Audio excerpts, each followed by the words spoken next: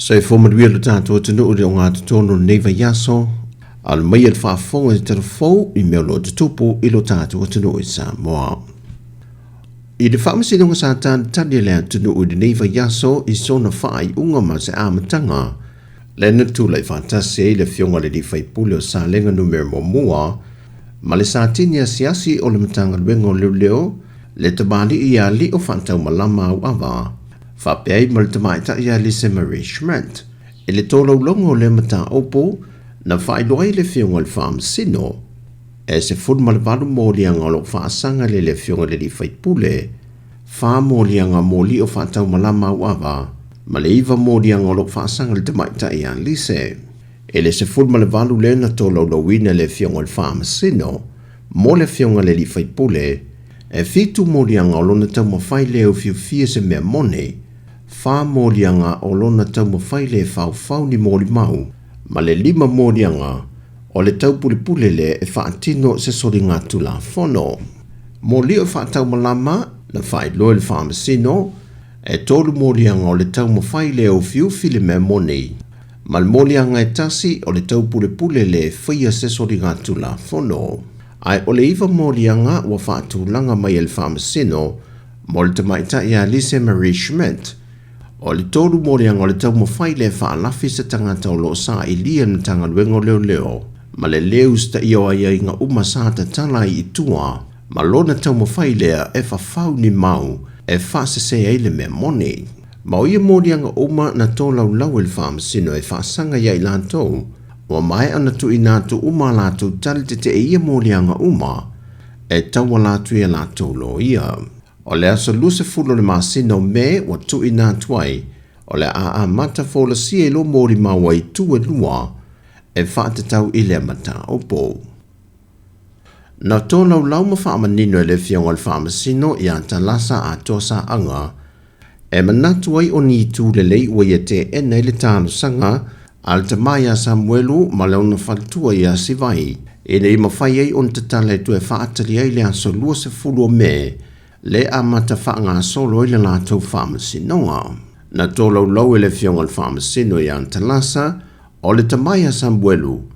O lo I ai isi o na mōlianga I leo fiso leo, e au fie maso na tusi sai, ai na fiu leo e sa ili. Na whaadia foi el whaamasino le tau mawhai ei leo le tamai a Samuelu, e whaafaso tai se tasi o mōli maua leo, e iei na so tanga I lona whaletua.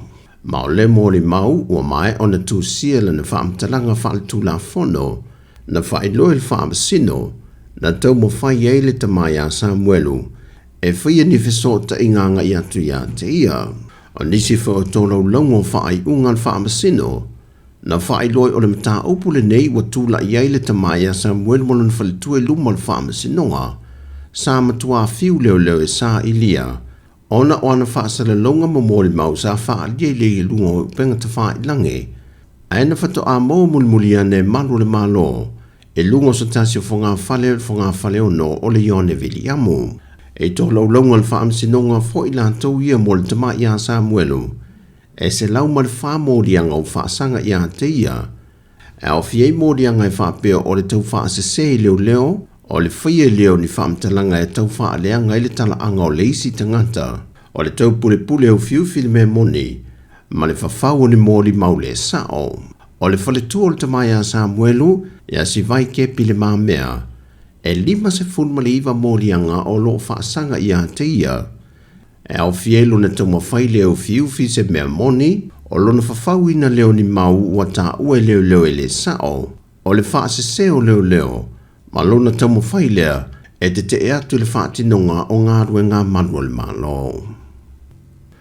Ua te le nele la asanga o le si iti o le au nanga le Whalitupere National Bank of Sāmoa, e lona no whanga lea o lo I vai tele I le whale o lo le whamajou, e na ua mae o na toe sa so o mawhaate le no whanga o lea whaletupe, e na ia le toe whe o mai ele mamalo lea tunu o lo whaipa anga ma lea fo I whaletupe lea tunu.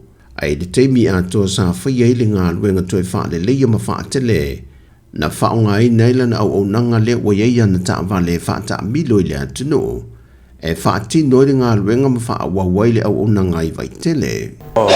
faisila titi o le ofisa sa ye ngomua ia au mata wina to tele tangata o lo anga I mai I le tulne ia na e lo se to fa le komiti fa tonu mal pulenga ina ia toe sa ilisa ba no ma fai ai ona toe fa tele ia le ofisa ia wa lava le fa tinongo le au nanga le malu le tunu e anga I mai le wa toe ava noa nei ia lātou ta vale ta milo le atino o se tasi le o nanga le faltupe e ta milo atua ia na pa anga mātutua ia fio anga nui tua e whaatino yele au nanga ma whawhaingo fie mo I lātou e le taua ngai mai I le taulanga I teimi e mana o mie le au nanga le faltupe. O whasalala wina whalawe tele ne le ofiso le tausi māwainga se whaasila sila ngai whaangata ina I le aso luse frumale limo mate o le tausanga le ne lua fe luse frumale wha. Mo I lātou uma lava sa nofo ai tā lafu ai le wamaliu le sunga a ngalu frost sa nofo I le hawhio anga o sale la valu I savai sa vea foi ma komisina lango I le ofiso whalpui ma le toe fuata ina aina tu malo I le aso se funmal tolo le maasina te neo Januari o le tausanga le nei lua whedua se funmal wha o le whasisilanga le ofiso tausi māwainga e da ia whaailoa ne so se tangata na nofo ai tā lafo I le nei tamali o na wanga waa nei la toi lalo vainga iwa se funmal wha le tula fono le ofiso tausi māwainga o le FEB se lau fitu se funmal lima mo I lātou uma ia e iainia ia te tau e a fia e se tete po meto tino le uamaliu. E nei ia tu inane lo I le ofiso tausi māwainga ia pia a o le o atu I le aso wa tā ua. Nia lātou whaamtalanga au ili o lātou a ia te tau. Ina ia ilo ine le ofisa whaamao ninga. O le te tau ai o na whaamawina la lātou a ia te tau I meto tino a le uamaliu. Peitai, a mai o lo le aso wa tā ua, o le tālo sanga lava o le ao o ane o le a whaatino I le lātou sua e suenga. Ai ale ai, o le ama whailo le tausi māwainga, o na ia pūlea ma whāsoa soaina lo aseta, po meto tino le wa tā ua o maliu. O tala whauia mai Sāmoa mōli ni yaso, manuia tele lo tātua tunu I tiute mga luengo le a whenga iai, whāsoi foia.